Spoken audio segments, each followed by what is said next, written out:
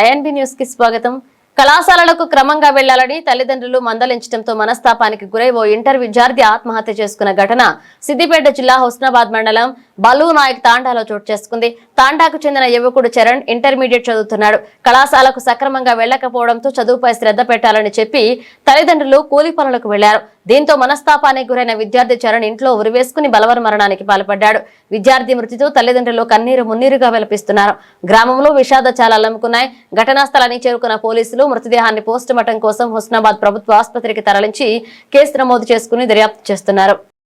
బలూనాయక్ తండలో 17 సంవత్సరాల యువకుడు చనిపోవడం జరిగింది. తల్లిదండ్రులు అబ్బాయి కాలేజీకి వెళ్ళట్లేదని చిన్నగా బెదిరించడం వల్లనే మంచి మనసున్న అబ్బాయి మనస్తాపంతో ఊరేసుకొని చనిపోవడం జరిగింది.